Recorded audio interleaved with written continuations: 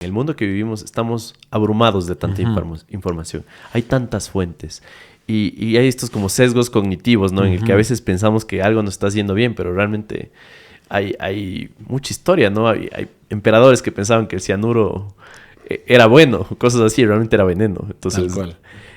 No sé qué recomendación le puedes dar desde una perspectiva de un científico, pero al mismo tiempo de un ciudadano más, que a veces es víctima de todo esto. ¿Sobre la información o sobre...? Sobre la información, sobre cómo identificar qué es verdad y qué no. Bueno, yo siempre digo de cariño a las tías, ¿no? Siempre tenemos esas tías que comparten esa información que no es real en los chats familiares. Yo siempre les digo, a ver, tenemos que primero saber que la información la puede publicar hoy cualquiera. A los abuelitos, a las tías, a los tíos o a los niños. Que esté colgado en una página de internet no significa que sea real, porque todo mundo, yo puedo colgar mañana mi blog, y es decir, alguna vez alguien me propuso, oye Esteban, recomienda este brebaje para el COVID, te haces millonario, y hubiese sido verdad. O sea, si tal vez yo decía, miren, tómense el kit de COVID del doctor Ortiz, en aquel entonces, cuando yo estaba en todos los medios, tal vez me hubiese hecho un negociazo, pero claro, la ética no nos permite jamás hacer eso. Pero no crean en la información que está ahí, verifiquen las fuentes, vayan a fuentes oficiales como un mecanismo de entender la realidad. Oficiales no me refiero necesariamente a gubernamentales, oficiales en el término de, por ejemplo, los CDC de los Estados Unidos, páginas de ministerios de salud de los países, páginas de las universidades. Busquen información real y obviamente no le crean a la persona que habla bonito, porque ¿qué es lo que nos hemos quedado atrás los comunicadores científicos? El médico, muy gran médico, buen usiólogo, buen traumatólogo, es un pésimo comunicador. Entonces, claro, él no comunica, pero en cambio el excelente comunicador está hablando 20 veces mejor que tú y la gente le cree 20 veces más al que habla más bonito. Y tú sabes muy bien que aquí en el Ecuador y yo creo que en la mayoría de los contextos, hablas bonito, suena complicado, suena real, pues lo acepto. Entonces, mi recomendación es siempre revisen fuentes oficiales, lean investigación académica de parte de la ciencia y claro, revisen el método científico y vean que nosotros no somos dueños de la verdad. Somos dueños de la probabilidad y la probabilidad de que alguien se equivoque cometiendo un error científico es muchísimo menor que el no hacer el método científico. Entonces, usted verá, ¿no? O sea, ¿a quién le cree desde este punto de vista? El ejemplo nuevamente del cinturón de seguridad. Tengo el tío que se murió porque se chocó, el carro se estaba incendiando, pero el cinturón de seguridad le dejó atrancado y se murió por el cinturón de seguridad. Por eso no voy a dejar de ponerme el cinturón de seguridad, sino que hay que buscar la lógica del asunto, ¿no? Hay algunas cosas que pasaron que fueron impensables a nivel mundial. Hay algunos presidentes que eran negacionistas, ¿no?, del COVID. Y eso estaba alineado a sus políticas públicas. ¿Qué son casos como de éxito de manejo de COVID a nivel mundial? ¿Y qué son cosas que los ecuatorianos nunca ni nos imaginamos que pasaron en otros países, ¿no? Porque hay gente que viajó durante el COVID y evidenciaron, ¿no?, como la gente estaba como viviendo otra realidad. Claro. Y otros estaban completamente encerrados también. Totalmente. Entonces, dentro de esta investigación que debes haber hecho, ¿qué es lo que encontraste? Claro, a ver, nuevamente, no es lo mismo tener COVID en Suecia que tener COVID en Ecuador. O sea, es lo primero que yo les decía, miran, en Suecia son los más avanzados y están diciendo que hagan su vida normal y que solamente se encierren los que quieran.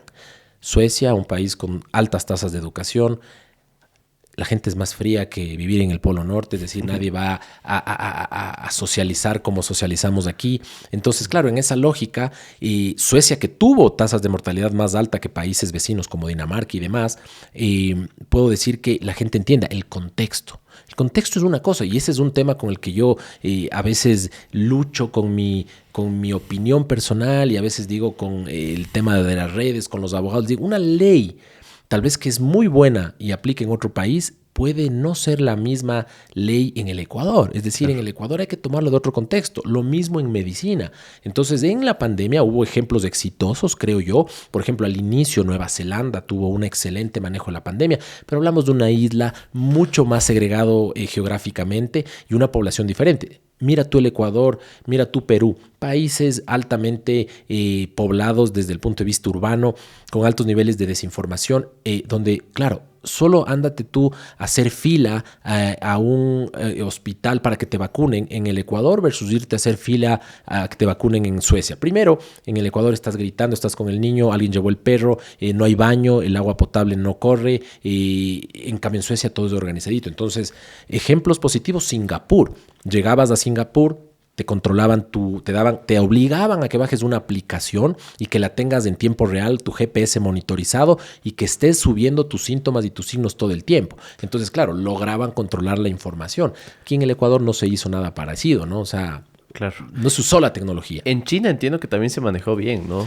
O sea, en China se manejó muy bien, hasta cierto punto bien en lo práctico, porque claro, un país tan enorme tuvo muchísimo menos mortalidad que en otros países y claro, fue un ejemplo.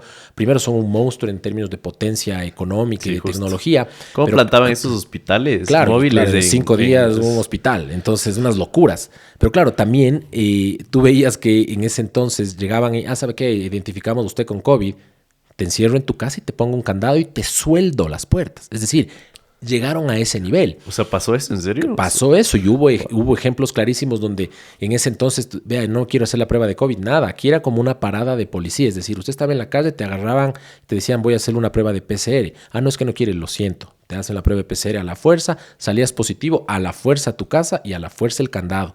Yo les llevo comida y yo le doy de comer, pero usted no sale.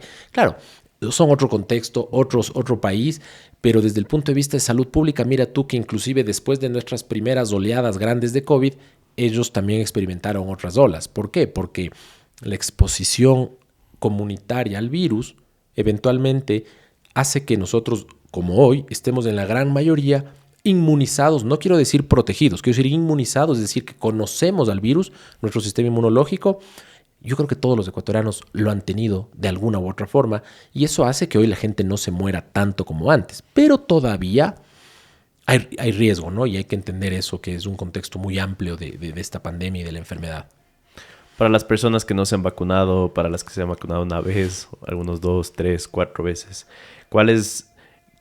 ¿qué nos dice la evidencia a junio del 2024 sobre el tema de las vacunas? La evidencia nos dice, uno, que no hay una vacuna, un esquema como el que teníamos antes de primera, segunda, tercera, cuarta, quinta, sexta dosis. Deje de contar las vacunas, es una vacuna nueva por cada año. Es decir, la influenza estacional, tal vez tus abuelitos, tus tíos, tus papás se la han puesto una vez al año y no están contando la 21ª vacuna. Simplemente se ponen una anual. La evidencia dice, vacúnese si es que tiene factores de riesgo en general, una vez al año, al menos por ahora vemos eso. 2, que las vacunas, por ejemplo, están cambiando tanto en base a las variantes. Hoy tenemos Flirt, que viene de Omicron, entonces hoy la vacuna más eficaz es la vacuna de ARN mensajero, que tiene enfoque en las mutaciones que están circulando hoy. Por eso es que ya no usamos la bivalente que usamos en el año anterior, hoy usamos la nueva vacuna monovalente, pero enfocada a la circulante.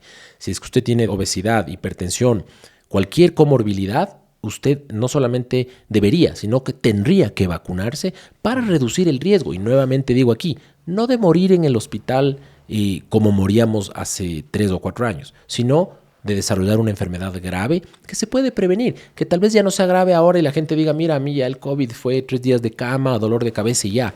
Acuérdese del COVID prolongado. Es decir, es una enfermedad silenciosa que nadie en el común y corriente de los ciudadanos piensa en esta enfermedad, pero está ahí. Entonces, evite vacunarse. Mi recomendación, evite no vacunarse. Mi recomendación es, las vacunas salvan vidas. Si usted tiene abuelitos, papás, niños chiquitos, porque hay un grupo de niños que nacieron en pandemia, que nunca se vacunaron, vacúnenlos, porque las vacunas son seguras y eficaces y pues obviamente hoy por hoy en el Ecuador se tiene 500,000 dosis de una vacuna, es de Moderna, pero es una vacuna moderna desde el punto de vista tecnológico, muy segura y que obviamente está disponible para que al menos los grupos vulnerables en esta primera tanda se vacunen una vez al año. No vaya a ser que, pues como hemos visto actualmente, hay un repunte de casos, repunte de hospitalizaciones y repunte de muertes, ¿no? Es difícil a veces conversar con todas estas personas, que a veces me dijiste que tienes hasta colegas, ¿no? Doctores, sí, que están en contra de las vacunas, ¿no? Alguna vez leí un artículo de cómo se inicia este argumento de que la vacuna supuestamente causaba síndrome de Down, por ejemplo. Y había sido un estudio súper chiquito que a la final fue desvalidado de un doctor que se inventó. Sí, se inventó básicamente. Y esto fue como amplificado en redes sociales. No hubo más. O sea, no hubo regresar a la base e investigar. Pero no sé si tal vez podemos dar un ejemplo o explicarlo de otra perspectiva de por qué es importante vacunarse y por qué no es una falacia, ni una mentira, ni una agenda maligna de que Bill Gates nos quiere inyectar un chip para controlarnos. No. O sea, en serio, funcionan. Es ciencia. Y más bien hay que sentirnos agradecidos de vivir en la época que estamos y poder acceder a estas herramientas, ¿no? Correcto. A ver, lo primero, varios argumentos. Uno desde la salud pública y la economía, es decir, la vacuna es la herramienta de salud pública más efectiva. Usted paga, entre comillas, a través de los impuestos o de su bolsillo, se vacuna para una enfermedad que eventualmente le podría llegar a dar. Si usted está vacunado, tiene menos riesgo de morir, de hospitalizarse. Hablábamos de lo de la terapia intensiva, que el costo que puede llegar a tener. Entonces, los costos masivos poblacionales de gente no vacunada son altísimos porque se enferman más, se infectan más, se complican más, tienen long COVID más y obviamente ese justifica la vacunación masiva. 2, ¿por qué va a querer usted enfermarse cuando puede prevenir enfermarse? Que este es un concepto que la gente tiene de las vacunas. No, mi cuerpo es un templo, nunca me he vacunado, a mí me han dado gripes muy leves y nunca me voy a vacunar. Y claro, y si me da, que mi cuerpo luche. O sea, tu cuerpo obviamente está capacitado para luchar para enfermedades hasta que pierde la batalla y se muere. Entonces la idea es que no te mueras y si puedes prevenir enfermedades. Mira tú la varicela. Antes la gente hablaba de que, mira, mi sobrino está con varicela, llevémosle a que todos mis primos le vean y que les dé varicela de niños y no de grandes, las fiestas de la varicela. ¿Para qué va a hacer que se enferme cuando puede prevenir que le dé? Es decir, es una locura como comprobar el hecho, voy a hacer que mi hijo se choque en el auto para que su cuello se haga más fuerte y que no le dé latigazo si es que se vuelve a chocar alguna vez en el futuro. O sea, es una locura no vacunar a los hijos, ¿no? Y lo tercero es que hay vacunas que tienen mayor efectividad más clara que otras y otras que no. Las vacunas contra el HPV, por ejemplo, evitan el riesgo o previenen o disminuyen la probabilidad de que te dé cáncer de cuello uterino, cáncer de pene y demás.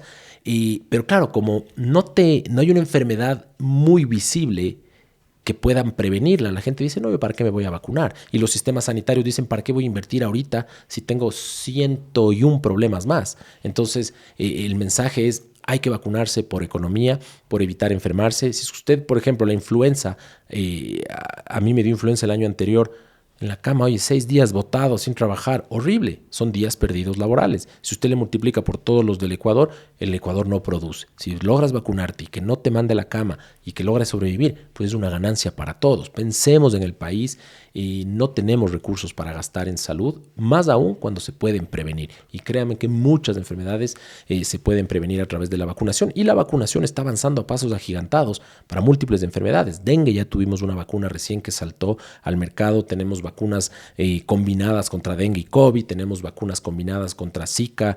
Vamos a tener contra chikungunya. Es decir, ojalá contra la de la malaria logre ser más eficaz. Y eventualmente lo que queremos es que los seres humanos en el 2100 capaz vivan 120 años. ¿Por qué? Porque va a haber vacunas que van a reducir el impacto que tiene una enfermedad sobre el cuerpo. El impacto, es decir, si usted puede evitar caerse 50 veces, no se caiga. Evite llegar completito a sus 100 años, ¿no?